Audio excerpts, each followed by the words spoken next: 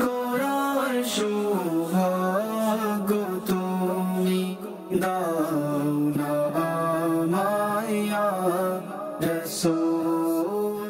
আলহামদুলিল্লাহি রাব্বিল আলামিন ওয়াসসালাতু ওয়াসসালামু আলা সাইয়্যিদিল আমবিয়াই ওয়াল মুরসালিন আম্মা বা'দ ফাআউযু বিল্লাহি মিনাশ শাইতানির রাজীম বিসমিল্লাহির রহমানির রহিম আসসালাতু ওয়াসসালামু আলাইকা ইয়া রাসূলুল্লাহ ওয়া আলা আলিকা ওয়া আসহাবিকা ইয়া হাবিবাল্লাহ আসসালাতু ওয়াসসালামু আলাইকা ইয়া নবিয়াল্লাহ ওয়া আলা আলিকা ওয়া আসহাবিকা ইয়া নূরাল্লাহ। মাদানী চ্যানেলের দর্শকবৃন্দ, দেখছেন অনুষ্ঠান হজ ও কুরবানি। যে যেখান থেকে আমাদের সাথে শরীক ও শামিল হয়েছেন, আপনাদের সবাইকে জানাচ্ছি আমাদের এই অনুষ্ঠানের পক্ষ থেকে অসংখ্য শুভেচ্ছা এবং অভিনন্দন। জিলহজ মাসের দ্বিতীয় দিন শুরু হয়ে গেছে, দ্বিতীয় রাত শুরু হয়ে গেছে। দেখতে দেখতে হজের মৌসুম, হজের যে কার্যক্রম তা ঘনিয়ে আসছে। হারামাইন শরীফাইনে যারা হাজির হচ্ছে তাদেরও খুশির আনন্দ বেড়ে যাচ্ছে যে ওনারাও অনেকে জীবনের প্রথমবার, অনেকের কয়েকবার হজ করার সৌভাগ্য হচ্ছে। তো আল্লাহ পাক ওখানে যারা হাজির আছে তাদের সদকায় আমাদেরকেও হজ করার তৌফিক দান করুক। সেই সাথে ঈদুল আজহা অর্থাৎ পবিত্র কুরবানি, এটিও আমাদের সামনে আসতে চলেছে। সামর্থ্যবান মুসলমানগণ আল্লাহর রাস্তায় কুরবানি করবেন, পশু কুরবানি। তো ইনশাআল্লাহুল করিম আজকে আমরা একটি এই রিলেটেড বিষয় নিয়ে আলোচনা করার সৌভাগ্য লাভ করব। আসুন এর পূর্বে আমরা দরুদে পাকের একটি ফজিলত শুনে নেই। প্রিয় নবী রাসূল আরবি হুজুরপুর নূর সাল্লাল্লাহু তাআলা আলাইহি ওয়া আলিহি ওয়াসাল্লাম ইরশাদ করেন, যে ব্যক্তি আমার উপর দিনে 50 বার দরুদ শরীফ পাঠ করবে, কাল কিয়ামতের দিন আমি তার সাথে মুসাফাহা করব। সাল্লু আলাল হাবিব সাল্লাল্লাহু তাআলা আলা মুহাম্মদ সাল্লাল্লাহু তাআলা আলাইহি ওয়াসাল্লাম সালাতাও ওয়া সালামান আলাইকা সাইয়্যিদি ইয়া রাসূলুল্লাহ। আজকে দর্শকবৃন্দ, যে বিষয়টি নিয়ে আমরা আলোচনা করব তা হচ্ছে কুরবানি উদ্দেশ্যপূর্ণ, মহিমান্বিত, পালনীয় একটি ইবাদত। অর্থাৎ কুরবানি করা এটা আল্লাহ পাকের পক্ষ থেকে একটি উদ্দেশ্যপূর্ণ ইবাদত হিসেবে আমাদেরকে দেয়া হয়েছে। অর্থাৎ এটার মধ্যে একটা উদ্দেশ্য আছে এবং সেই সাথে বড়ই ফজিলতও আছে। তো কুরবানি সেটা পশু কুরবানিও হতে পারে, কুরবানি সেটা আল্লাহ তাআলার রাস্তায় যে কোনো কিছু কুরবানিও হতে পারে। তো কুরবানি করা, আমরা আজকে যে বিষয় নিয়ে আলোচনা করব কুরবানি করা, একটা তো হচ্ছে পশু কুরবানি, যেটা নিয়ে ইনশাআল্লাহ আমরা আগামী পর্বগুলোতে বিস্তারিত আলোচনা করব। যে ইব্রাহিম আলাইহিস সালামের যে পশু কুরবানি, ওনার সিলসিলা থেকে, ওনার ধারাবাহিকতা থেকে আমরা করে আসছি, ওটা নিয়ে তো আমরা আলোচনা করব। কিন্তু কুরবানি করা, যে কোনো কিছু কুরবানি করা, আর এই কুরবানির ক্ষেত্রে যদি আমরা ইতিহাসের প্রথম ঘটনা দেখি, সেটা হচ্ছে হাবিল ও কাবিলের কুরবানি। তো ওনারা কি কুরবানি করেছিলেন, কার কুরবানি কবুল হয়েছিল, সেই সাথে যুগে যুগে বিভিন্ন আম্বিয়া কেরাম আলাইহিমুস সালাম, ওনাদের উম্মতগণ, সেই সাথে নবী পাক সাল্লাল্লাহু আলাইহি ওয়াসাল্লাম এবং ওনার পরবর্তী সাহাবায়ে কেরাম, তাবেঈন, তাবেঈনদের অনেক কুরবানির ঘটনা এসেছে। তো ইনশাআল্লাহুল করিম আমরা আহাদিসে তাইয়্যিবা, কোরআনে পাক থেকে আজকের আলোচনা শোনার চেষ্টা করব। আমাদের সাথে আছেন কাউসার ভাই, মাশাআল্লাহ, এবং আমাদের নাতখা ইসলামী ভাইও আছেন, আসাদ ভাই। তো আলোচনা হবে, নাত হবে, আপনাদের অনুরোধ রাখার চেষ্টা করা হবে। আসুন, যেহেতু অনুষ্ঠানটি শুরু হয়েছে, একটি কালাম শামিল করে এরপর ইনশাআল্লাহ আজকের বিষয় নিয়ে আমরা আলোচনা করার সৌভাগ্য লাভ করব। সাল্লি আলা রাসূলিনা সাল্লি আলা হাবিবিনা সাল্লি আলা মুহাম্মাদিন সাল্লি আলা রাসূলিনা सल्ले अला हबीबना सल्ले अला मुहम्मद हम भी मदीने जाएंगे आज नहीं तो कल सही हम भी मदीने जाएंगे आज नहीं तो कल सही आका हमें बुलाएंगे आका हमें बुलाएंगे आज नहीं तो कल सही सल्ले अला रसूलना सल्ले अला हबीबना सल्ले अला मुहम्मदिन আমিও যাব একদিন সোনার মদিনা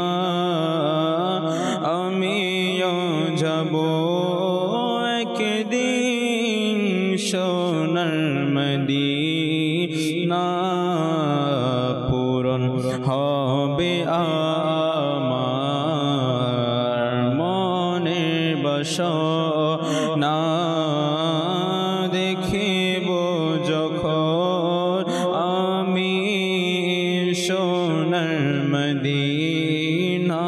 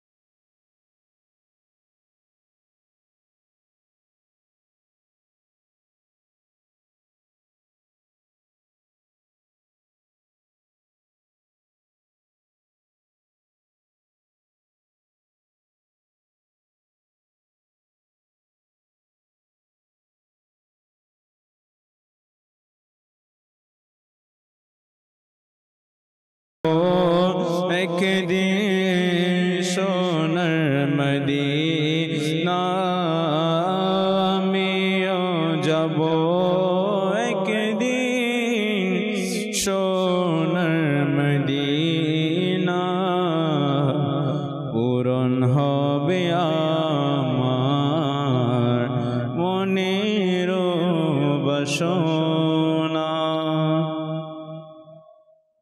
মাশাআল্লাহ দর্শকবৃন্দ, ইনশাআল্লাহ আমার আপনার আশাও পূরণ হবে। আমি আপনিও একদিন হারামাইন শরীফাইন তথা মক্কা মদিনার পানে ছুটে যাব। এর জন্য প্রয়োজন প্রবল আগ্রহ। যার সেখানে যাওয়ার প্রবল আগ্রহ থাকবে তার যাওয়ার ব্যবস্থাও হয়ে যাবে। আর যার সমস্ত ব্যবস্থাও আছে কিন্তু আগ্রহ নেই, ইচ্ছা নেই, মহাব্বত নেই, তাহলে সে কখনোই যেতে পারবে না। এজন্য আমাদের উচিত যে আল্লাহ রসুল সাল্লাল্লাহু আলাইহি ওয়াসাল্লামের দরবারে যাওয়ার আকুতি মিনতি করতে থাকা, আশা আকাঙ্ক্ষা দিলের মধ্যে রাখা, যাতে করে আমাদেরও সেখানে যাওয়ার ব্যবস্থা হয়ে যায়, সেখান থেকে বুলাওয়া চলে আসে। তো দেখছেন অনুষ্ঠান হজ ও কুরবানি। আজকের আমাদের বিষয় নেওয়া হয়েছে যে কুরবানি এটি একটি উদ্দেশ্যপূর্ণ, মহিমান্বিত, পালনীয় একটি ইবাদত। তো আসুন কাউসার ভাইয়ের কাছে যাই, ওনার কাছ থেকে আমরা আজকের বিষয় সম্পর্কে জানার চেষ্টা করি। জি হুজুর। বিসমিল্লাহির রহমানির রহিম। অসংখ্য শুকরিয়া জ্ঞাপন করছি মাশাআল্লাহ পবিত্র মাসের মধ্যে মাদানী চ্যানেল বাংলার স্পেশাল ট্রান্সমিশন, আলহামদুলিল্লাহ। তো কুরবানি বিষয় আজকে, যে আসলে কুরবানি এই শব্দটা কখন থেকে চলে আসছে এবং এটা আমরা এ বিষয়ে জানি, এবং পবিত্র আপনি একটু আগে দোয়া করলেন যে আলহামদুলিল্লাহ হাজিগণ হজে যাচ্ছে, যারা হজে যায় তারাও হজের প্রতিটা কদমে কদমে আমার মনে হয় তাদের স্মরণ সেখানে চলে আসে যে কেমন কেমন আল্লাহ পাকের বান্দারা কুরবানি এখানে দিয়ে গিয়েছে। জি, এবং তাদের প্রতিটা সেখানে সাই করা, সাফা মারোয়া, প্রতিটা বিষয় যখন তারা আমল করতে যায় তখন এক এক আল্লাহ পাকের নেককার, আল্লাহ পাকের প্রিয় বান্দাদের কুরবানির কথা স্মরণ চলে আসে। কুরবানি এটা এমন একটা বিষয়, এবং আলহামদুলিল্লাহ কোরআনে পাকের মধ্যেও সূরা কাউসারের মধ্যেও আল্লাহ পাক 2 নম্বর আয়াতের মধ্যে যেমন বলা হচ্ছে, কানজুল ঈমান থেকে অনুবাদকৃত, সুতরাং আপনি আপনার রবের জন্য নামাজ পড়ুন ও কুরবানি করুন। অপর এক কোরআনে পাকের আয়াতের মধ্যে এটাও বলা হচ্ছে, আপনি বলুন নিঃসন্দেহে আমার নামাজ, আমার কুরবানির সমূহ এবং আমার জীবন ও আমার মরণই সবই আল্লাহর জন্য, যিনি প্রতিপালক সমগ্র জাহানের। আল্লাহ পাক তার প্রিয় হাবিব সাল্লাল্লাহু আলাইহি সাল্লামের মাধ্যমে আমাদের কাছে এই বার্তাগুলা পৌঁছে দিয়েছেন। প্রিয় আকাশ সাল্লাল্লাহু তাআলা আলাইহি ওয়া সাল্লামের দরবারে সাহাবায়ে কিরাম আলাইহিমুর রিদওয়ান যখন এভাবে জিজ্ঞেস করতেন, ইয়া রাসূলুল্লাহ সাল্লাল্লাহু আলাইহি সাল্লাম কুরবানি এটা কি? তখন আমার আকাশ সাল্লাল্লাহু আলাইহি সাল্লাম বিভিন্ন সময় বিভিন্নভাবে কুরবানির ডেফিনেশন, কুরবানির অর্থ সাহাবায়ে কিরামের মাধ্যমে আমাদের কাছে পৌঁছে দিয়েছেন। সেরকম একবার প্রশ্ন করাতে আমার আকাশ সাল্লাল্লাহু আলাইহি সাল্লাম এটাও বলেন যে এটা হচ্ছে তোমাদের পিতা ইব্রাহিম আলাইহিস সালামের সুন্নাহ। সুবহানাল্লাহ। আল্লাহ পাকের বড় দয়া, কুরবানি এটা আল্লাহ পাক বান্দাদেরকে যুগে যুগে বিভিন্ন মাধ্যমে কুরবানির বিষয়ে শিক্ষা দিয়ে এসেছেন। আল্লাহ পাকের নবীগণ যারা এসেছেন তাদেরকে বিভিন্নভাবে কুরবানি দেওয়া, আল্লাহ তার রসুলের সন্তুষ্টির জন্য বিভিন্ন মাধ্যমে, কোনো মাধ্যমে পশুর মাধ্যমে, কোনোভাবে নিজের সন্তান কুরবানির মাধ্যমে, কোনো সময় নিজের পরিবারের, নিজের ত্যাগ, নিজের দুনিয়াবি বিষয়গুলো কুরবানির মাধ্যমে শিক্ষা দিয়েছেন। যদি আমরা বলতে যাই কুরবানির এই বিষয়টা, আপনি একটু আগে মাশাআল্লাহ শুরুতেই বলেছেন যে আমাদের হযরত আদম আলাইহিস সালাতু ওয়াস সালাম থেকে শুরু হয়েছিল এই কুরবানির বিষয়টা। যখন সে হাবিল এবং কাবিলের মধ্যখানে আকলিমাকে নিয়ে বিয়ের ব্যাপারে চলে আসলো, তখন কি সিদ্ধান্ত হবে? কুরবানির ব্যাপারে চলে আসলো। তোমরা কি করো? আল্লাহ রাস্তায় কুরবানি দাও, যার কুরবানি কবুল হবে সেই পাবে আকলিমাকে। একজন তো নিয়ে আসলো কিছু গমের কিছু অংশ বিশেষ, আরেকজন নিয়ে আসলো একটা ছাগল। বলা হলো পাহাড়ের মধ্যে এখানে স্থানে রাখে দাও। তখনকার যুগের মধ্যে সেটা একটা আমরা অনেকেই ঘটনা শুনেছি, যা আকাশ থেকে আগুনে সে যার কুরবানি কবুল হতো তার সেই কুরবানি পশুটাকে, কুরবানির অংশটাকে আগুনে জ্বালিয়ে দিত। তো সুবহানাল্লাহ, সেই হাবিল কাবিলের মধ্যে আল্লাহর রাস্তায় যিনি হকে ছিলেন, আল্লাহ তার রসুলের সন্তুষ্টির পথে যিনি ছিলেন, আর সেই পশু ছাগল হাবিল রেখেছে, তার কুরবানি আল্লাহ পাক কবুল করে নিয়েছিল। পরবর্তীতে সে কাবিল আল্লাহ পাকের এবং সে আল্লাহ পাকের নবীর সে বার্তা সে শুনে নেয়, বরঞ্চ সে কি বিরোধিতা করেছিল এবং পরবর্তী তাকে হত্যাও করেছিল। বলার উদ্দেশ্য এটাই যে আল্লাহ তাআলার সন্তুষ্টি, আল্লাহ তাআলার সন্তুষ্টিতে যে কুরবানি তিনি করেছিলেন সে কুরবানি আল্লাহ পাক কবুল করেছিল। কিতাবের মধ্যে রয়েছে কুরবানি, এটার পিছনে কার কুরবানি কবুল হবে, কুরবানি বিষয়টার অর্থ কি?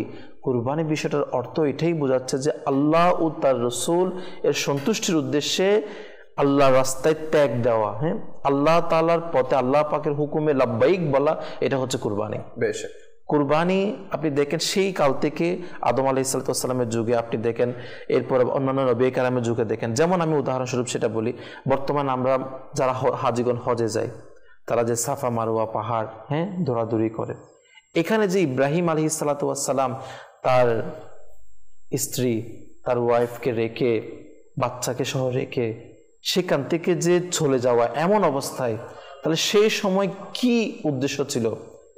আল্লাহ তার রসুলের সন্তুষ্টিতে নিজের পরিবারের মহব্বতকে ত্যাগ দিয়েছে, কুরবানি দিয়েছে। আর আল্লাহ পাক কেমন কবুল করেছে, কেমন কবুল করেছে, কিয়ামত পর্যন্ত সকল হাজিগণ সে আমল কি করতেই থাকবে। এটাই হচ্ছে কুরবানি, যে আল্লাহ তার রসুলের সন্তুষ্টির জন্য, আল্লাহ পাককে সন্তুষ্টি করার জন্য আল্লাহ পাক যেটা বলেছেন তার উপর আমল করা হচ্ছে মূল কুরবানি। জি, আজকে আমরা আলহামদুলিল্লাহ সেই সুবাতে আল্লাহ পাক আমাদেরকে আদেশ দিয়েছেন, তোমরা ইব্রাহিম আলাইহিস সালামের কি সুন্নতের উপর আমল করো। তো বান্দা যখন আল্লাহ তাআলার রাসূলের সন্তুষ্টির জন্য, মানুষ কি বলবে, কে কি বলবে সেটা বাদ দিয়ে যখন শুধু আল্লাহ তাআলার সন্তুষ্টির জন্য ইখলাসের সাথে যখন কুরবানি করে, আর আল্লাহ পাক সেই কুরবানিকে কবুল করেন। বলা হচ্ছে না, যখন সে কুরবানি গরুর জবাই করার পর রক্ত মাটিতে পতিত হওয়ার আগে তার গুনাহকে আল্লাহ পাক কি করে দেন? ক্ষমা করে দিয়ে থাকেন। তো মূলত আজকে যেটা বিষয়, যে আসলে কুরবানি এটা একটা মানে উদ্দেশ্যপূর্ণ একটা ইবাদত। তো আমাদেরও দেখার বিষয়, আজকে আমরাও যে যেখানে রয়েছি, আল্লাহ পাকের প্রিয় নবীগণ, রাসূলগণ সেই যুগের প্রথম থেকেই তার আল্লাহর রাস্তায় কুরবানি করে আসছে। আমরা আমাদের স্থানে থেকে পশু তো কুরবানি দিচ্ছে হয়তো প্রতি বছর, কিন্তু এর পাশাপাশি আল্লাহ তাআলার হুকুমে, আল্লাহ তাআলার সন্তুষ্টির জন্য নিজের চাহিদাকে কুরবানি দিয়ে, নিজের ইচ্ছাকে কুরবানি দিয়ে আল্লাহ তার রসুলের সন্তুষ্টিতে সন্তুষ্ট থাকা এবং এর উপর আমল করার সে বড় কুরবানি আমরা কয়জনে দিচ্ছি? এটা হচ্ছে আজকে আমাদের মানে চিন্তার বিষয়, এবং কয়জনে এই বিষয়ের উপর আমরা আমল করছি। আজকের হয়তো বয়ানের আমাদের টপিকের মূল উদ্দেশ্য হয়তো এইটাই, যেটা হচ্ছে যে যেমন ধরেন প্রিয় আকা সাল্লাল্লাহু তাআলা আলাইহি ওয়াসাল্লাম, ইনি সাহাবায়ে কিরাম আলাইহিম রিদওয়ানদের বিভিন্ন সময় যেমন তাদেরকে শিক্ষা দিতে গিয়ে বলতেন যে তোমরা তোমাদের পরিবারের চাইতে, নিজের জীবনের চাইতে বেশি কি মহব্বত আল্লাহ তার রসুলকে কি করতে হবে। তো এটা হচ্ছে বড় কুরবানি, যেমন আমরা ইব্রাহিম আলাইহিস সালাম তার সন্তানের মধ্যে পাই। যেমন ধরেন যখন আমরা বর্তমানে যে কুরবানি বিশেষত এই মাসের মধ্যে আমরা করে থাকি, ঘটনাটা পুরোটা বলবো না, কিন্তু একটা লাইন, একটা কথা আমি বলবো, যে যখন ইব্রাহিম আলাইহিস সালাম তার সন্তানকে এসে বলেছিল যে আল্লাহ তাআলার আদেশ আমার কাছে এসেছে, আল্লাহ তাআলার বার্তা আমার কাছে এসেছে যে তোমাকে জবাই করতে হবে, সে সময় ওই সন্তানের কি উত্তর ছিল? যে আল্লাহ তাআলা যেখানে বলেছে, আল্লাহ পাকের হুকুম যেখানে এসেছে, আব্বা জান আমি সেখানে লাব্বাইক, আমাকে আপনি ধৈর্যশীল অবস্থায় পাবেন। মানে নিজের জীবন, যেখানে নিজের জীবনের কথা এসেছে, সেখানে যখন আল্লাহ তাআলার হুকুম এসেছে, তখন এর থেকে পিছপা হন নাই, বলছে আব্বা জান লাব্বাইক, আপনি যাই বলেছেন, আল্লাহ তাআলার হুকুম যেখানে এসেছে আপনি তার উপর আমল করুন, আর আমি তো আলহামদুলিল্লাহ আপনি আমাকে ধৈর্যশীল অবস্থায় পাবেন। তাহলে এভাবে যখন আমাদের উপর, আমাদের কাছেও বিভিন্ন ধরনের আল্লাহ পাকের, আমরা জানি আল্লাহ পাক বলেছে এই কাজটা করার জন্য, আমরা জানি আল্লাহ তার রসুল বলেছে এই কাজ থেকে নিষেধ থাকার জন্য, আমরা শুনেছি আল্লাহ পাক বলেছে এই কাজটা তোমরা করো, কিন্তু এরপরও যেখানে আল্লাহ পাক বলেছেন, যে জায়গায় ইসমাইল আলাইহিস সালাম নিজের জীবন জবাই করে দেওয়ার কথা শোনার পরে সামান্য একটু কি মানে বিচল হন নাই, বরঞ্চ কিনি আল্লাহ পাকের কথা যখন এসেছে, আল্লাহ পাকের সন্তুষ্টির কথা, আল্লাহ পাকের হুকুমের কথা যখন এসেছে, ইনি আলহামদুলিল্লাহ খুশি মনে মেনে নিলেন এবং বলেন বাবা আমাকে ধৈর্যশীল অবস্থায় আপনি পাবেন। এইভাবে কতজন আমরা মানে দুনিয়াবি নিজের অন্তর, নিজের পরিবার, নিজের চাহাত এগুলোকে বাদ দিয়ে আল্লাহ তাআলার হুকুমের উপর আমল করতে গিয়ে লাব্বাইক বলে এবং ধৈর্যশীল অবস্থা আমরা কতজনে থাকি। এটা আমাদের দেখার বিষয় এবং আমাদের বোঝার বিষয় যে আল্লাহ তার রসুলের সন্তুষ্টির কথা যেখানে আসে, সেখানে যেন আমরা দুনিয়াবি বিষয়ের এবং মানুষ কি বলবে এই ধরনের কথা যেন আমরা তোয়াক্কা না করি, বরঞ্চ আল্লাহ তার রসুলের দেখানো পথে যেন আমরা জীবনকে গড়ে তুলি। আসলেই কাউসার ভাই যেটা তুলে ধরতে চাচ্ছেন সেটা হচ্ছে আল্লাহ পাকের হুকুম এবং বিধান যেগুলো আছে সেগুলোর উপরই আমল করা বা সেগুলোর উপর অটল থাকা, এটা অনেক বড় একটা কুরবানি। জি জি, কেননা আপনি দেখবেন দুনিয়ার মধ্যে অসংখ্য মুসলমান আছে, দেখবেন আমাদের আশেপাশের অনেক মুসলমান একসাথে আমরা উঠা বসা হাঁটা চলা করছি, কিন্তু তাদের মধ্যে অনেকেই আছে 5 ওয়াক্ত নামাজ পড়ছে না, তাদের মধ্যে অনেকেই আছে যারা সত্য কথা বলছে না, তাদের মধ্যে অনেকেই পাবেন আপনি যে তারা আপনার মা বাবার নাফরমানি করছে, অপরের হক নষ্ট করছে, তো এগুলো যারা করে না তারা কিন্তু কুরবানি দেয় না। লেখক ভাই ওটা দেখেন না, যেটা আমি একটু আগে বলেছিলাম যে কাবিল সে আকলিমার ভালোবাসা এমন সে বিভোর হয়ে গিয়েছিল, কিন্তু আল্লাহ পাকের পক্ষ থেকে নিষেধ করা হয়েছিল যে না তুমি পারবে না, এটা তোমার জন্য বৈধ নয়। কিন্তু এরপরও সেই তার ভালোবাসায় তার এমন মত্ত হয়ে গেল, সে আল্লাহ পাকের হুকুমের কথা সেখানে তোয়াক্কা করে না। ঠিক সেরকম আজকে আমরা দেখেন সেখানে আমরা আজকে বর্তমানে অনেকে এমন বিষয় আমাদের সামনে চলে আসে যেগুলো আল্লাহ পাক বলেছে তুমি এটা করিও না, এই কাজটা তোমাদের জন্য হারাম করা হয়েছে, এই জিনিসটা করা তোমাদের জন্য হারাম বলা হয়েছে, কিন্তু আমরা ওই জিনিসের প্রতি যেই কাজ আল্লাহ পাক নিষেধ করেছেন তার মধ্যে তার ভালোবাসা এত বিভোর হয়ে যায় আল্লাহ পাকের হুকুমের কথা আমাদের সেখানে মনে আসে না। এই কুরবানি হতে সেটাই শিক্ষা আমাদের, এই যে প্রতি বছর কুরবানি আসে, প্রতি বছর কুরবানির কথা আসে, এই কুরবানি আমাদের এটাই শিক্ষা দিয়ে যায় আপনার মন যাই চায় আপনি তাই করতে পারবেন না, আল্লাহ পাকের হুকুম যেটা রয়েছে সেটা আপনাকে করতে হবে। এটা হচ্ছে কুরবানির শিক্ষা। সুবহানাল্লাহ, সুবহানাল্লাহ। তো আল্লাহ পাক আমাদের সবাইকে এখান থেকে শিক্ষা নেয়ার তৌফিক দান করুক। তো অনেক দর্শকদের কল আমাদের অনুষ্ঠানে আছে, কিছু কল আমরা আমাদের অনুষ্ঠানে শামিল করব। জি, আমার নাম মোহাম্মদ উবাইদ, আমার বাড়ি মুন্সিগঞ্জ। মাদানী চ্যানেলের জিলহজ মাসের নতুন অনুষ্ঠান হজ ও কুরবানি, মাশাআল্লাহ সুন্দর অনুষ্ঠান।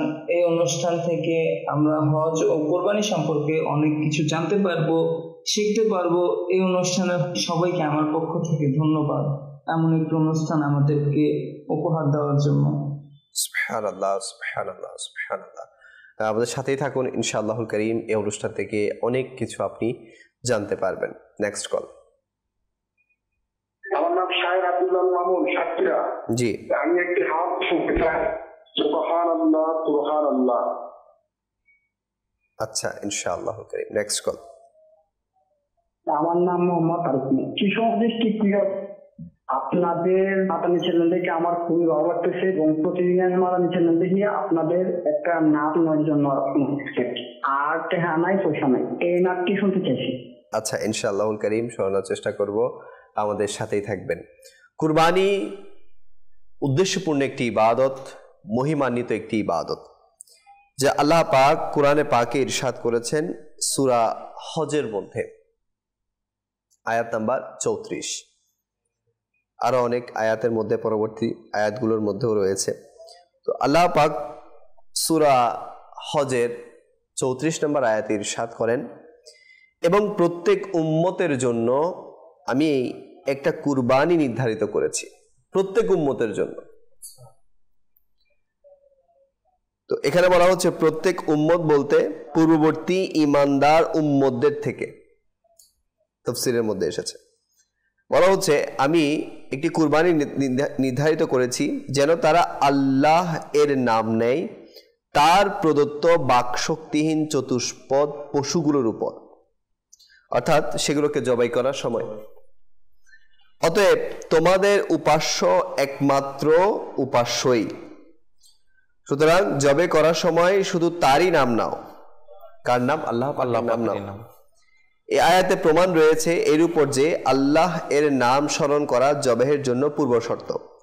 আল্লাহ তাআলা প্রত্যেক উম্মতের জন্য নির্ধারিত করে দিয়েছেন যেন তারই জন্য তার নৈকট্য লাভের উপায় স্বরূপ কুরবানি করে, আর যেন সমস্ত কুরবানির উপর তারই নাম নেওয়া হয়।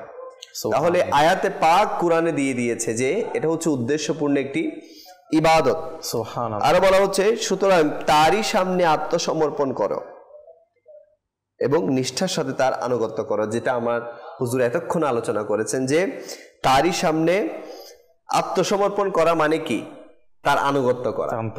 অর্থাৎ এই যে নামাজের ব্যাপারে আমরা বলছি, এই যে রোজার ব্যাপারে আমরা বলছি, এই যে হুকুমগুলো আমাদেরকে দেওয়া হয়েছে সেগুলোর ব্যাপারে বলছি, তো এটাও কিন্তু একটা কুরবানি। এই যে কোরআনে পাকের আয়াতের মধ্যে চলে এসেছে। সুবহানাল্লাহ। এরপর বলা হচ্ছে এবং হে মাহবুব সুসংবাদ শুনিয়ে দিন সেই বিনীত লোকদেরকে যারা এমন সব লোক যে যখন আল্লাহ এর নাম স্মরণ করা হয় তখন তাদের হৃদয় ভয়ে কম্পিত হতে থাকে আল্লাহ, এবং যে কোনো বিপদ আপদ এসে পড়ে তা সহ্যকারী ও নামাজ প্রতিষ্ঠাকারী এবং আমার প্রদত্ত সম্পদ থেকে ব্যয় করে। তো কারা কারা আল্লাহ পাকের মানে নৈকট্যশীল বান্দা হবে? যারা আল্লাহ পাকের ভয়ে হৃদয়কে কম্পিত রাখবে, সুবহানাল্লাহ। যারা আল্লাহ পাকের খৌফ অন্তরে রেখে আল্লাহ পাকের হুকুমগুলোকে পালন করবে, সেই সাথে আল্লাহ পাকের পথে ব্যয় করবে। তো এগুলো হচ্ছে সবগুলো এক একটা কুরবানি। যেমন দেখুন, সম্পদ তো অনেকের আছে কাউসার ভাই, কিন্তু ত্যাগ করা আল্লাহর জন্য, কুরবানি করা সম্পদ থেকে, কোন কুরবানি? আমি মালের কুরবানি বলছি, পশু কুরবানির কথা বলছি না। আপনার কাছে 1 কোটি টাকা আছে আর আপনি সেখান থেকে মাত্র 1000 টাকা আল্লাহ রাস্তায় ব্যয় করলেন, আর আরেকজনের কাছে 1000 টাকাই আছে, সে সেখান থেকে 500 টাকা ব্যয় করলো, তাহলে সেটার তফাৎ কিন্তু অন্যরকম। কেননা সে তার মোট সম্পদের অর্ধেক দিয়ে দিল, আর আপনি মোট সম্পদের মাত্র কয় % দিলেন। তো এটাও হচ্ছে দেখার বিষয়। তো এজন্য যে আল্লাহ পাকের দরবারে যত বেশি কুরবানি করবে, ত্যাগ স্বীকার করবে, সে তত বেশি আল্লাহ পাকের দরবারে মকবুল হতে থাকবে। কিতাবের মধ্যে লেখকরা দেখেন না, বিষয়টা এমন, আল্লাহ পাক তার নবীগণদেরকে যে কুরবানির বিষয়ে যে বিষয়গুলো এসেছে, আপনি যেমন ধরে দেখেন হযরত আইয়ুব আলাইহিস সালাম এর জীবনে দেখেন, আপনি ইনার জীবনের মধ্যে আল্লাহ পাক কুরবানির বিষয়ে কি পরীক্ষা নেন নাই? ইনার সম্পদের উপর কুরবানির পরীক্ষা নিয়েছেন, ইনার পরিবারের উপর কুরবানির পরীক্ষা নিয়েছেন। ইনার পুরো সম্পদের পাহাড় ছিল, সব সম্পদ কি আল্লাহ পাক ইনি কেমন কুরবানি দিয়েছে। ইনার পরিবারের সদস্য, একমাত্র পরিশেষে ইনার স্ত্রী ছিল, পুরা ইনার একটা সমাজের মধ্যে যে একটা ইনার একটা মান সম্মান, একটা ইনার যেটা মানে একটা ফেস ভ্যালু ছিল, প্রত্যেকটা কিছুই কি মানে আল্লাহ পাক কিভাবে কুরবানি নিয়েছেন দেখেন। আল্লাহ পাক বান্দার যে প্রিয় জিনিস যেগুলো থাকে না, পছন্দের জিনিস, সেগুলোর প্রতি আল্লাহ পাক যখন কোনো বান্দা সেটাকে ত্যাগ দিয়ে দেয়, সেটাকে আল্লাহ তাআলা সন্তুষ্টির জন্য কুরবানি করে দেয়, আল্লাহ পাক সেই বিষয়টাকে পছন্দ বেশি করেন। আপনি দেখেন পরিশেষে যখন আইয়ুব আলাইহিস সালাম সেই বিষয়গুলো যখন তার থেকে একে একে চলে গেল, তিনি আল্লাহ পাকের দরবারে ধৈর্য ধারণ করেছেন, আর আল্লাহ পাক কেমন তাকে প্রতিদান দিয়েছেন, পরিশেষে কি সব আল্লাহ পাক তাকে আরো অনেক গুণ বেশি কি সেই সম্পদগুলো দান করেছেন। এভাবে আপনি হযরত ইব্রাহিম আলাইহিস সালামকে দেখেন, ইনার জীবনীতে ইনার সন্তানকে নিয়ে যে কুরবানি, শুধু এই টপিকটা না, এটা ছাড়াও ইনার থেকে যেই বিষয়গুলা সবচেয়ে বেশি পছন্দের ছিল আল্লাহ পাকের রাস্তায়, তিনি সেই বিষয়গুলোকে আল্লাহ রাস্তায় কুরবানি দিয়েছেন। একজন বান্দা তার থেকে সবচেয়ে বেশি পছন্দ থাকে তার পরিবারের সদস্যরা, সেটা হতে পারে তার সন্তান, সেটা হতে পারে তার মনে করেন ওয়াইফ, সেটা হতে পারে তার মা বাবা, সেটা হতে পারে তার সম্পদ, হ্যাঁ একটা কিছু হতে পারে। কিন্তু ইব্রাহিম আলাইহিস সালাম দেখেন তার পছন্দের যা কিছুই ছিল আল্লাহ পাকের রাস্তায় সবকিছু তিনি কুরবান করে দিয়েছেন। আর কেমন কুরবান করেছেন আলহামদুলিল্লাহ, আল্লাহ পাক আমাদের কাছে কি সেটা দেখিয়ে দিয়েছে এবং কিয়ামত পর্যন্ত ইতিহাস করে রেখেছেন। আমরাও যখন মানে কুরবানি দিই তখন আমাদের এই বিষয়টা কি দেখা দরকার। দেখা দরকার। আল্লাহ পাক আমাদের সবাইকে বুঝার ও আমল করার তৌফিক দান করুক। আসলে একটি কালাম অনুষ্ঠানে আবারও শামিল করি, এরপর ইনশাআল্লাহ আমরা বিষয়ের দিকে অগ্রসর হব। জি হুজুর। মনের ব্যথা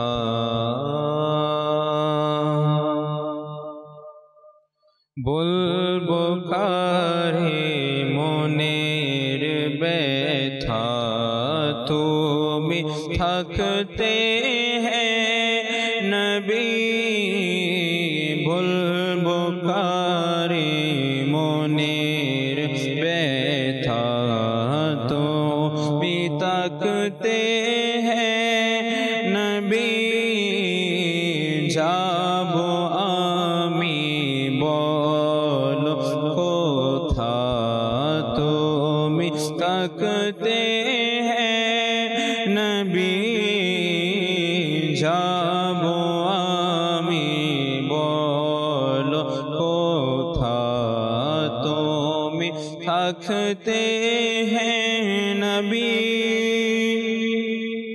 প্রিয় নবী গোলাম আমি, আমার আসল পরিচয়।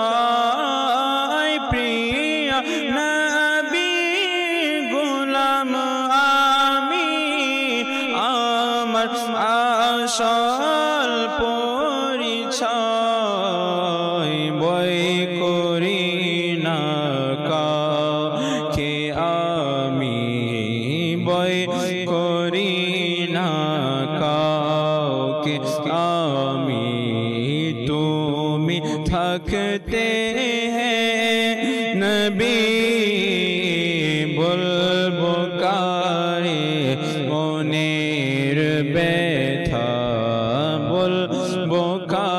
রে মনের ব্যথা তুমি থাকতে হ্যাঁ নবী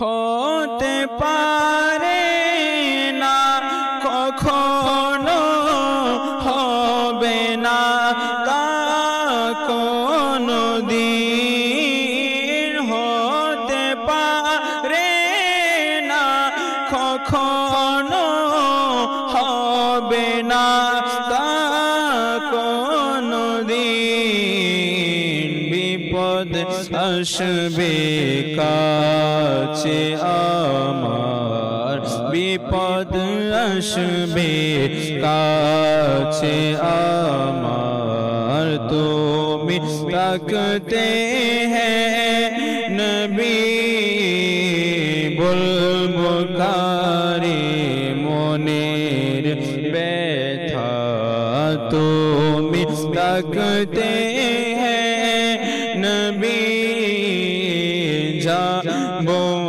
আমি বল কোথা যাবো আমি বল কোথা তুমি তাকতে হ্যাঁ নবী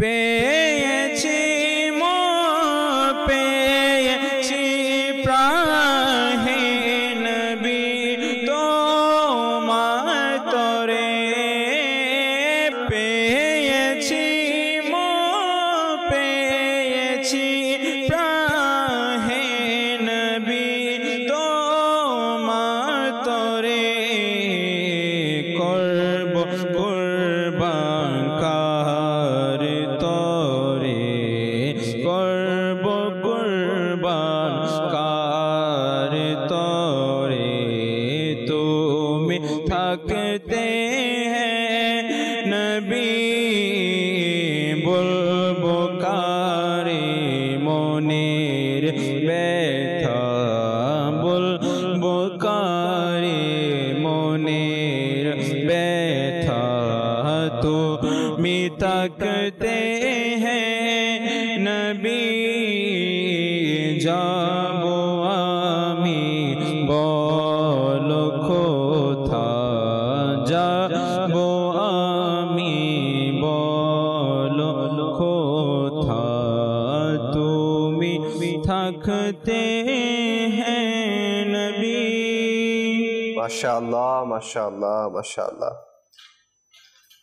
ইসলাম ভাইরা দেখছেন অনুষ্ঠান হজ ও কুরবানি। আমরা আলোচনা করছি কুরবানি একটি উদ্দেশ্যপূর্ণ মহিমান্বিত পালনীয় একটি ইবাদত। আসলে এই কুরবানি একটি পালনীয় ইবাদত। যেমনিভাবে আমরা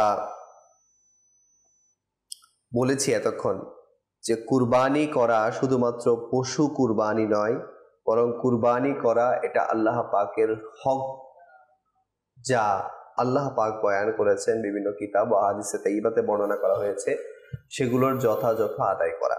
আল্লাহ পাকের হক বলতে আমরা বুঝি যে নামাজ পড়া। আল্লাহ পাকের হক বলতে আমরা বুঝি যে আল্লাহর রাস্তায় সদকা করা। আল্লাহ পাকের হক বলতে আমরা বুঝি যে আল্লাহ পাকের নাফরমানি থেকে বাঁচা।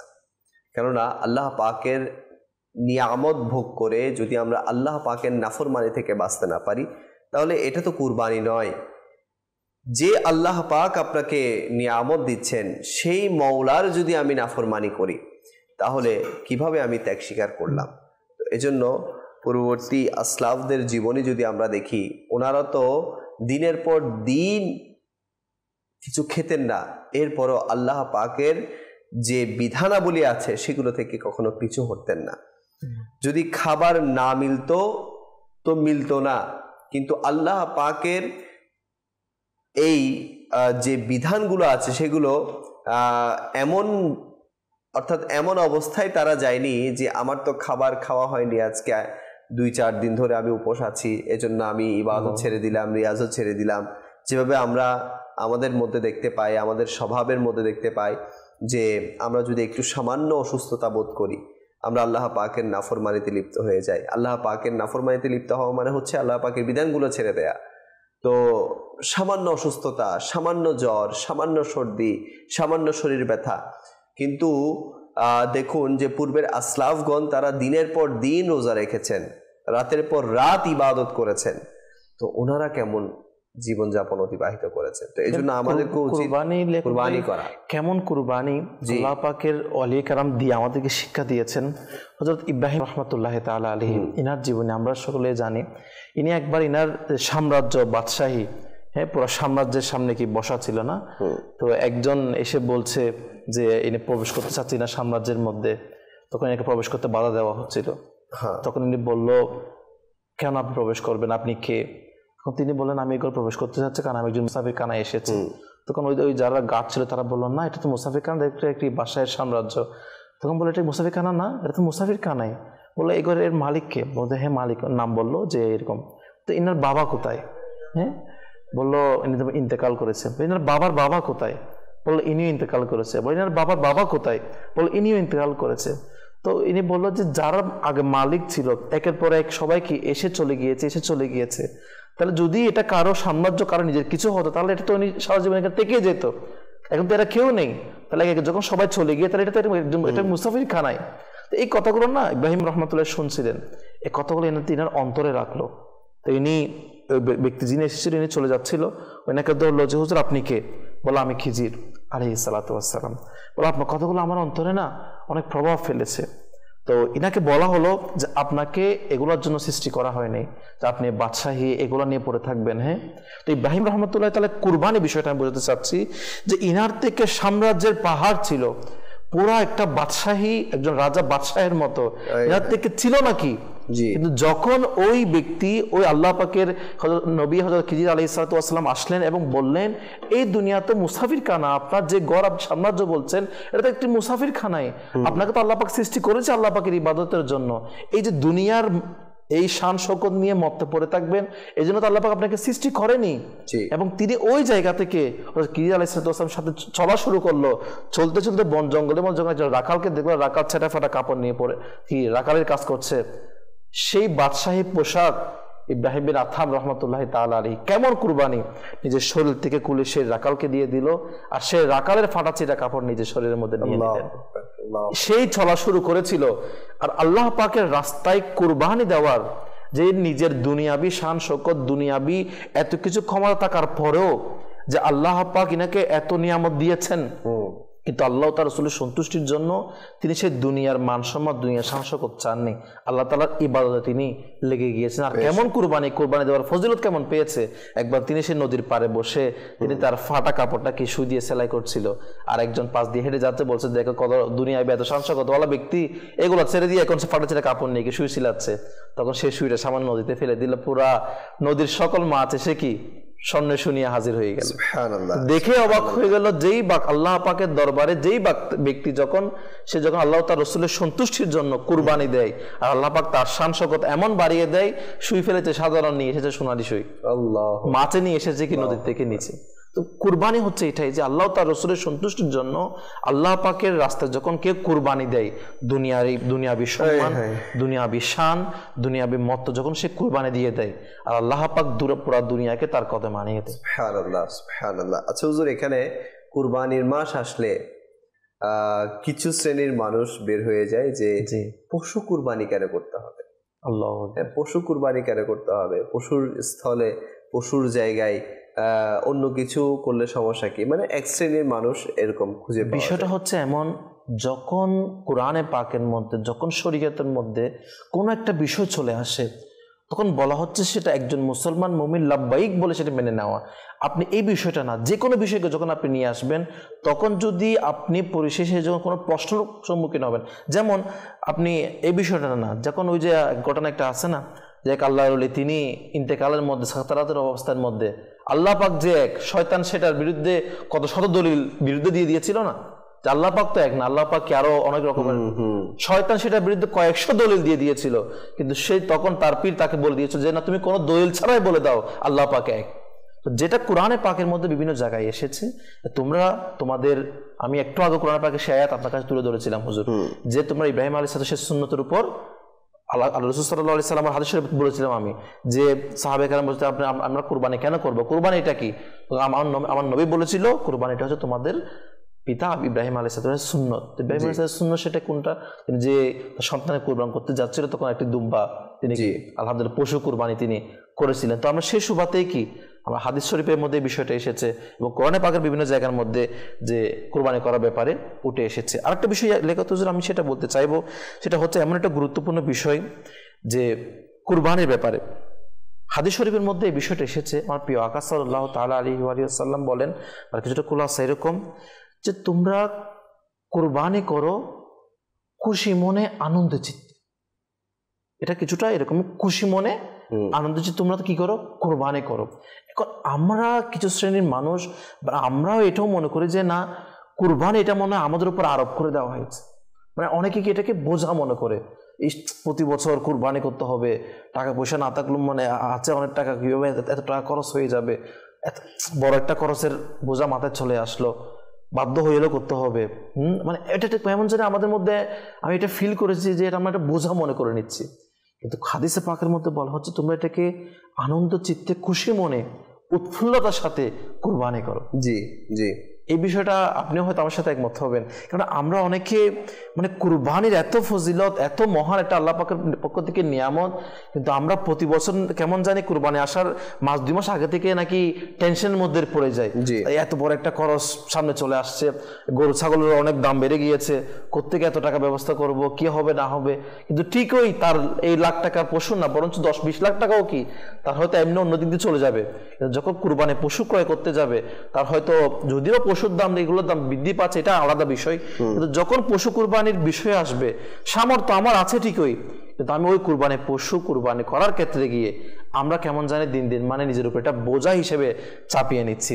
এটা কেমন জানি আমরা মানে খুশির সাথে উৎফুল্লতার সাথে এটা কুরবানি করব, হয়তো যদিও এটা বাহ্যিক দিক দিয়ে সবার সাথে আমরা সেটা তাই, কিন্তু অন্তর থেকে যে বিষয়টা যে আল্লাহ তার রাসূলের সন্তুষ্টির জন্য আমি পশু কুরবানি দিচ্ছি, এই বিষয়টা দেখে আমি একটা বিষয় জানতে চাচ্ছি, সেটা হচ্ছে কিতাবের মধ্যে এসেছে আচ্ছা যে কুরবানি এটা তো হচ্ছে শুকরে নিয়ামত, নিয়ামতের শুকরিয়া আদায়ার্থে আমরা এই কুরবানিটা করছি। সুবহানাল্লাহ সুবহানাল্লাহ। তো এখন অনেকে প্রশ্ন করে থাকে যে ভাই নিয়ামতের শুকরিয়া আদায় তো নামাজ পড়েও করা যায়, আচ্ছা নিয়ামতের শুকরিয়া আদায় তো ভাই আপনার কি বলে রোজা রেখেও করা যায়, জি নিয়ামতের শুকরিয়া আদায় তো আপনারা সদকা করেও করতে পারতেছেন, নিয়ামতের শুকরিয়া আদায় করে তো আরো অনেকভাবে আপনারা করতে পারেন, কিন্তু পশু কুরবানি কেন? তো আকা করিম সাল্লাল্লাহু আলাইহি ওয়াসাল্লাম ইরশাদ করেছেন আচ্ছা যে এরকম অনেক পশু আছে যারা মানুষের চাইতেও বেশি জিকিরুল্লাহ করে। আল্লাহ সুবহানাল্লাহ, এজন্য পশুদেরকে আল্লাহর রাস্তায় কুরবানি করা হয়। সুবহানাল্লাহ। আচ্ছা এটা কিভাবে? কোরআনে পাকেও এসেছে, কোরআনে পাকের সূরা বনী ইসরাঈলের 44 নম্বর আয়াতে আল্লাহ পাক ইরশাদ করেন, মাশাআল্লাহ, তারই পবিত্রতা ঘোষণা করে সপ্ত আসমান ও জমিন এবং যা কিছু সেগুলোর মধ্যে রয়েছে, এবং কোনো বস্তু নেই যা তার প্রশংসা সহকারে পবিত্রতা ঘোষণা করে না। হ্যাঁ, তোমরা সেগুলোর তাসবিহ অনুধাবন করতে পারো না, নিশ্চয়ই তিনি সহনশীল ক্ষমা পরায়ণ। এর তাফসীরের মধ্যে অনেক কিছু এসেছে। হযরত ইবনে আব্বাস রাদিয়াল্লাহু তাআলা আনহু বলেছেন, প্রত্যেক জীবিত বস্তু আল্লাহ তাআলার পবিত্রতা ঘোষণা করে, আর প্রত্যেক বস্তুর জীবনও সেটার অবস্থা অনুসারে। তাফসীরগণ যারা আছেন ওনারা বলেছেন যে দরজা খোলার শব্দ এবং ছাদের চরচর শব্দ করাও তাসবিহ। আল্লাহ সুবহানাল্লাহ, এটা আমরা বুঝতেছি না, এটাও তাসবিহ শামিল। আর সেগুলোর তাসবিহ হচ্ছে সুবহানাল্লাহি ওয়া বিহামদিহি, অর্থাৎ আল্লাহ এরই প্রশংসা সহকারে পবিত্রতা ঘোষণা করছি। হযরত ইবনে মাসউদ রাদিয়াল্লাহু তাআলা আনহু থেকে বর্ণিত, রাসূল করিম সাল্লাল্লাহু আলাইহি ওয়াসাল্লামের আঙ্গুল মোবারক থেকে পানির ফোয়ারা প্রবাহিত হতে আমরা দেখেছি, এবং আমরা এটাও দেখেছি যে আহার করার সময় খাদ্যবস্তু তাসবিহ পাঠ করতে। তো হাদিস শরীফ আরো বর্ণিত আছে, আকা করিম সাল্লাল্লাহু আলাইহি ওয়াসাল্লাম, আমি ওই পাথরকে চিনি। কোন পাথরকে? যা আমার নবুয়াত প্রকাশের সময় আমাকে সালাম করত। আল্লাহ সুবহানাল্লাহ। হযরত ইবনে ওমর রাদিয়াল্লাহু তাআলা আনহু থেকে বর্ণিত, রাসূল পাক সাল্লাল্লাহু আলাইহি ওয়াসাল্লাম কাঠের একটা ঠুনির সাথে হেলান দিয়ে খুতবা দিতেন। যখন মিম্বর তৈরি করা হলো এবং হুজুর মিম্বর শরীফের উপর তাশরিফ রাখলেন, তখন সেই ঠুনিটি ক্রন্দন করলো, অর্থাৎ কাঁদতে লাগলো। হুজুর সাল্লাল্লাহু আলাইহি ওয়াসাল্লাম সেটার উপর করুণার হাত বুলিয়ে দিলেন এবং স্নেহ করলেন এবং সান্ত্বনা দিলেন। তো এই কথাগুলো থেকে এটা বোঝা যায় যে যেগুলো জড় বস্তু আছে জি এবং জড় বস্তু ছাড়াও যেগুলোর জীবন আছে, যেমন চতুষ্পদ প্রাণী, জি জি তো বলা হচ্ছে যে ওরা যে তাসবিহ পাঠ করে, এগুলো এই হাদিসে পাক থেকে প্রমাণিত হয়। তো যাদের মনের মধ্যে প্রশ্ন যে আপনারা নামাজ পড়েও তো শুকরিয়া আদায় করতে পারেন, হ্যাঁ আপনারা ইব্রাহিম আলাইহিস সালামের সুন্নত বলছেন, সেটার শুকরিয়া আদায় করছেন যে সন্তানের স্থলে পশু চলে এসেছে, এটা অনেক বড় শুকরিয়ার বিষয় আলহামদুলিল্লাহ। কেননা যদি আপনি দেখেন যে সেই দিন যদি সন্তান কুরবান হয়ে যেত তাহলে আজকে পুরো বিশ্বের চিত্র অন্যরকম হয়ে যেত। আল্লাহু আকবার। আজকে হয়তো বা সন্তান খুঁজে পাওয়া যেত না, ছেলে বলতে কিছু থাকতো না। তো এটাও একটা শুকরিয়ার বিষয় যে আল্লাহ পাক পশুতে পরিণত করে দিয়েছেন। তো যাদের মনে এটা প্রশ্ন যে আপনারা সেটার শুকরিয়া আদায় করছেন, তো শুকরিয়া আদায়টা পশু দিয়ে কেন করছেন, আপনারা নামাজ পড়ে করেন, তো তাদের জন্য এই সবকিছু। আপনি এখানে একটা কথা এটাও তো বলেছেন যে পশু তারাও আল্লাহ পাকের এমন জিকির করে, এমন তারা বান্দার চাইতেও বেশি করে, তাহলে তাদের এটা বড় সৌভাগ্য যে তারা কি আল্লাহর কাছে কুরবানি হচ্ছে। আমরা সাধারণত চাই আমরা শহীদের মর্যাদা পাই, অবশ্যই আমরা নিজেরা তো দোয়া করি আল্লাহ আমাদেরকে শহীদের মর্যাদা দাও, আল্লাহর কাছে যেন আমরা শহীদ হতে পারি। আমরা যেরকম যেমন বলা হচ্ছে না যে আপনি যে জানোয়ার দিয়ে, যে পশু দিয়ে কুরবানি করবেন, সেটা কাল কিয়ামতের দিন আপনার জন্য বাহন হবে। আল্লাহু আকবার, সুবহানাল্লাহ। তাহলে এখানে দেখেন প্রত্যেকটা পদে পদে নেকি আছে, প্রত্যেকটা মানে এখানে কুরবানির পেছনে অনেক বড় বড় হিকমত এবং উদ্দেশ্য আছে। আপনার জানোয়ারকে, আপনার পশুকে যদি আপনি সঠিকভাবে সেটাকে দেখাশোনা করেন, সেটার সেবা যা করার করলেন এবং কুরবানি করলেন আল্লাহ পাকের সন্তুষ্টির জন্য, তাহলে ওই কুরবানিকৃত পশু আপনার জন্য কালকে আমাদের সুপারিশ করবে, আপনার জন্য জান্নাতের বাহন হবে। তো এজন্য প্রিয় ইসলামী ভাইরা, কুরবানি এটা যথাযথ আদায় করা উচিত, যথাযথ আদায় করা উচিত। এবং এখন তো যদি আমরা দেখি যে ট্রেন্ড হয়ে গেছে কুরবানিটা, কেমন একটা ট্রেন্ড হয়ে গেছে। আপনি ফেসবুকে ঢুকলেই দেখেন বা সোশ্যাল মিডিয়াতে ঢুকলেই দেখেন যে কার চেয়ে কত বড় গরু কে নিতে পারে সেটার একটা হিরিক পড়ে যাচ্ছে, এবং কে কত সুন্দর গরু নিয়ে সেটাকে শো অফ করতে পারে সেটারও একটা হিরিক পড়ে যাচ্ছে। এটার ব্যাপারে একটা কোরআনের আয়াত, যেমন সূরাতুল হজ জি 37 নং আয়াতের মধ্যে আল্লাহ পাক ইরশাদ করেন, কানজুল ইমান্তিক অনুবাদকৃত, আল্লাহর নিকট কখনো না সেগুলোর মাংস পৌঁছে না সেগুলোর রক্ত, হ্যাঁ তোমাদের খোদা বিরতা তার নিকট পর্যন্ত পৌঁছে থাকে। কোরআনে পাকের আয়াত কিন্তু সরাসরি বিষয়ে কি ওই গরুর বেশি মাংসওয়ালা বেশি এই বিষয়গুলো নয়, বরঞ্চ তোমরা কে কতটুকু আল্লাহ পাকের সন্তুষ্টির জন্য, আল্লাহ পাকের ভয়ে, আল্লাহ তাআলার শুকরিয়া আদায়েতে তুমি কুরবানি করছো, এটাই আল্লাহ পাকের দরবারে পৌঁছে।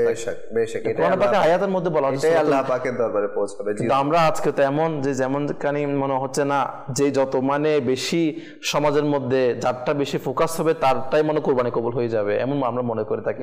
কিন্তু না, যে ব্যক্তি আল্লাহ তার রাসূলের সন্তুষ্টির জন্য তার থেকে হয়তো বা কুরবানি ফরজ হয়েছে, কুরবানি ওয়াজিব হয়েছে, কিন্তু সে তারপরও পরিস্থিতি নাই, কিন্তু সে জানে আল্লাহ তার রাসূলের হুকুম রয়েছে এটা, এরপরও সে খরচ দেয়া না করা হলেও সন্তুষ্টি করে আল্লাহ পাকের মানে খুশি উৎফুল্লতার সাথে সে যখন একটা ছাগল কিনলেও সেটা যদিও বা একটু মানে কম দামি তার কিনেছে সে আল্লাহ তার রাসূলের সন্তুষ্টির জন্য, আল্লাহ পাকের দরবারে হয়তো সেটাই কবুল হয়ে গিয়েছে। বেশক কুরবানি কার উপর ওয়াজিব, আল্লাহ যেহেতু এটা একটা পয়েন্ট উনি তুলেছেন, আমি আরজ করছি, আমাদের সোশ্যাল মিডিয়াতেও এটা ভাইরাল হয়েছে।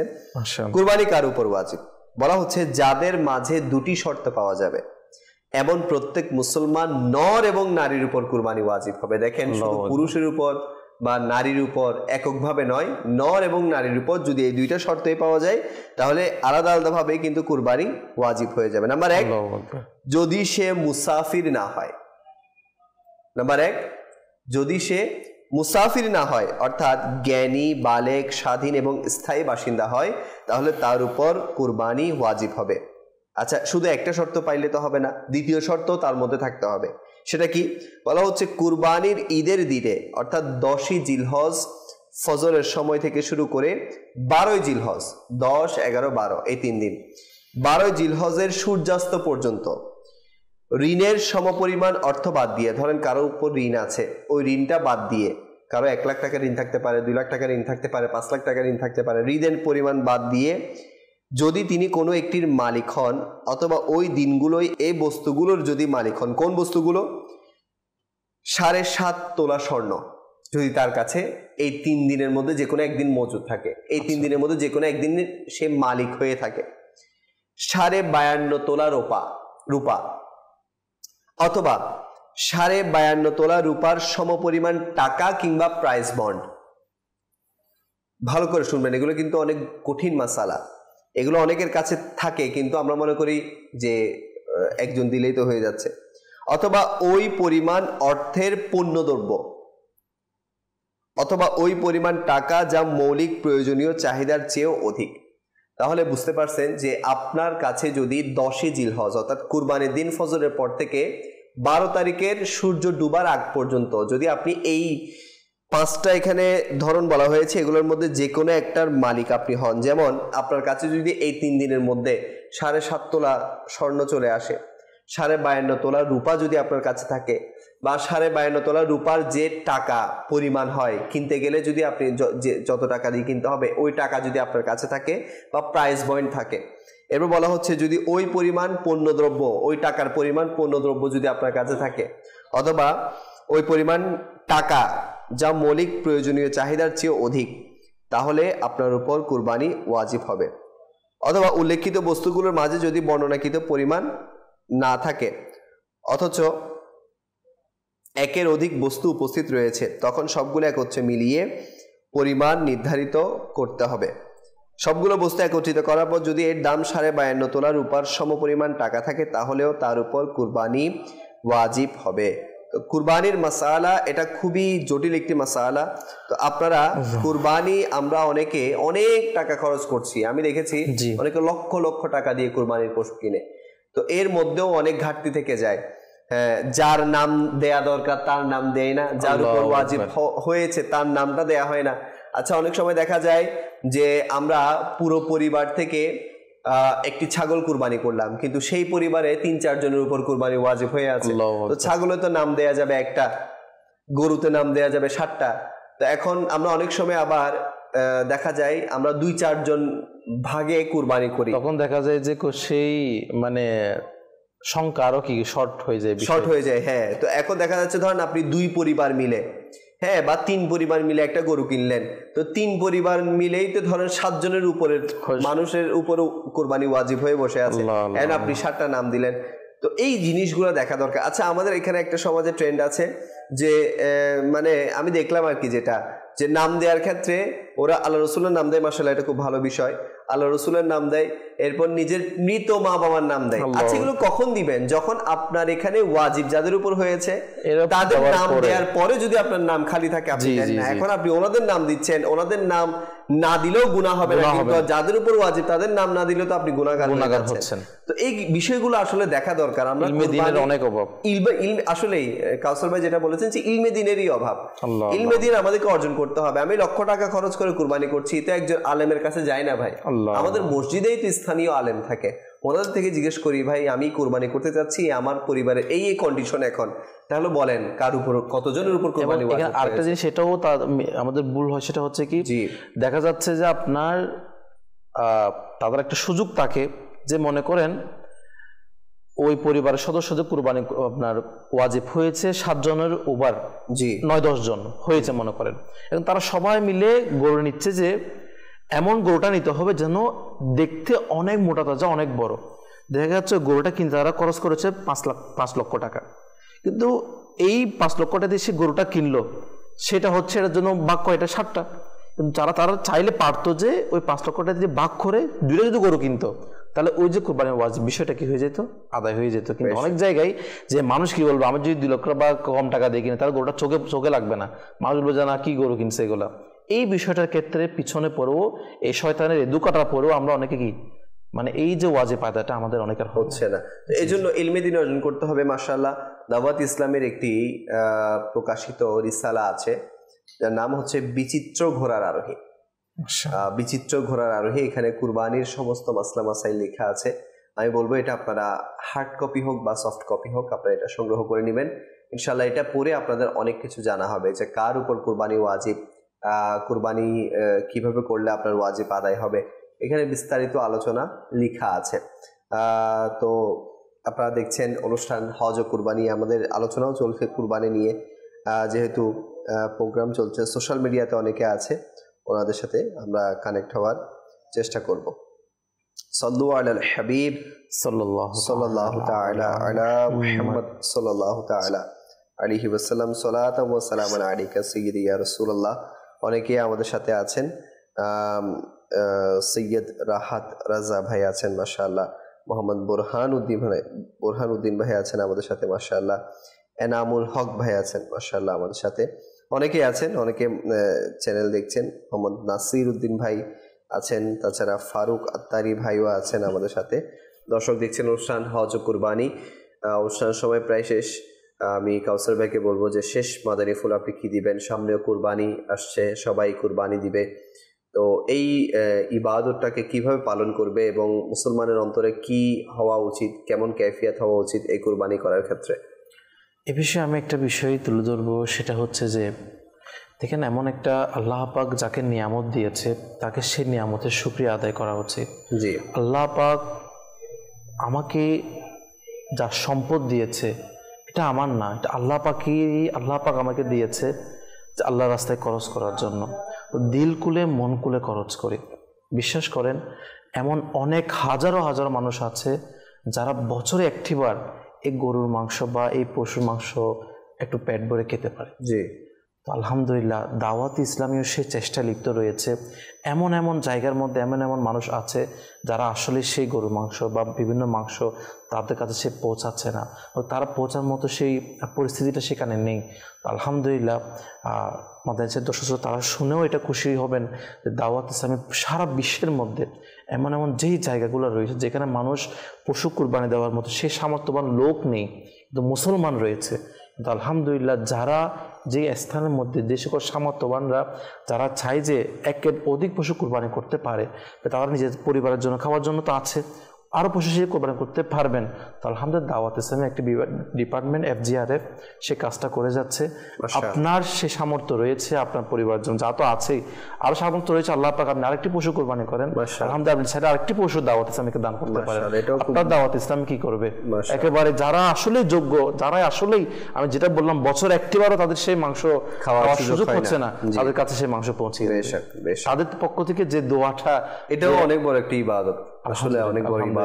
কারণ মুসলমানের দিল খুশি করা বলা হচ্ছে ফরজ ইবাদতের পর যদি সবচেয়ে বড় ইবাদত যদি কোনো কিছু থাকে সেটা হচ্ছে মুসলমানের দিল খুশি করা। তো আল্লাহ পাক যাকে মাল ধন দৌলত দিয়েছে, কাউসার ভাই যেটা বলছেন যে দাওয়াত ইসলামের মাধ্যমে আপনারা চাইলে নিজেদের মাল ধন দৌলত এগুলোকে দাওয়াত ইসলামীতে দিয়ে দাওয়াত ইসলামীর মাধ্যমে আপনারা এমন মানুষের কাছে কুরবানির মাংস পৌঁছাতে পারবেন যারা আসলেই জরুরতমন্দ, যাদের আসলেই প্রয়োজন। তো দাওয়াত ইসলামী এভাবে পুরো বছর কুরবানির ধারাবাহিকতা বজায় রাখে, কুরবানির পরের দিন কুরবানি করে থাকে, মাংস বা গোশত যেটাই বলেন সেটা বন্টন করে থাকে যারা হকদার এগুলোর। তো আপনি চাইলে আমাদের সাথে যুক্ত হতে পারবেন। তো আল্লাহ পাক আমাদের সবাইকে কুরবানি করা এটা আল্লাহ পাকের জন্য করার তৌফিক দান করুন। কেননা আল্লাহ পাক যদি রাজি হয়ে যায় আপনার আর কি লাগে? সবচেয়ে বড় কথা হচ্ছে দেখুন, এটা তো আল্লাহ পাকের রসুলের অনেক বড় এহসান যে আমরা অন্তত কুরবানি কবুল হয়েছে কি হয় নাই সেটা তো জানি না, কিন্তু কুরবানির মাংসটা আমরা ভক্ষণ করতে পারছি, খেতে পারছি। কেননা পূর্বের কুরবানির অবস্থা এমন ছিল তারা মাংস খেতে পারতো না। আচ্ছা, একে তো খেতে পারতো না, আরেক তো হতো যে কুরবানি হয়েছে কি হয় নাই সেটা তৎক্ষণাৎ রেজাল্ট, ইমিডিয়েট রেজাল্ট চলে আসতো। আচ্ছা, যদি কুরবানি কবুল না হতো তাহলে মনের মধ্যে একটা ব্যথা থেকে যেত। এখন তো আমাদের আল্লাহ রাসূল সাল্লাল্লাহু আলাইহি ওয়াসাল্লামের অনেক বড় দয়া, ওনার সাদকায় আমাদের উপর এটা এহসান করা হয়েছে যে আমরা হয়েছে কি হয় না এটা তো জানি না, আশা রাখি যে হয়েছে, এবং সাথে সাথে আমরা সেই পশুর মাংস আমরা খেতে পারছি। তো আমরা আল্লাহ পাকের দয়ার উপর ভরসা রাখি, আল্লাহ পাকের দেয়া বিধান মোতাবেক কুরবানি করি। শুধু পশু কুরবানি কেন, আমাদের অন্তর থেকে যত ধরনের খারাপই আছে সেগুলোকেও কুরবান করে দিই, সেগুলোকেও আমরা দূর করে দেই। ইনশাআল্লাহ আমাদের সমাজ, আমাদের রাষ্ট্র, আমাদের পরিবেশ সবগুলো মদিনা মদিনা হয়ে যাবে। চলো এখানে শেষ করছি। সাল্লু আলাল হাবিব সাল্লাল্লাহু তাআলা আলা মুহাম্মদ সাল্লাল্লাহু আলাইহি ওয়াসাল্লাম। হজ করার সৌভাগ্য তুমি দাও।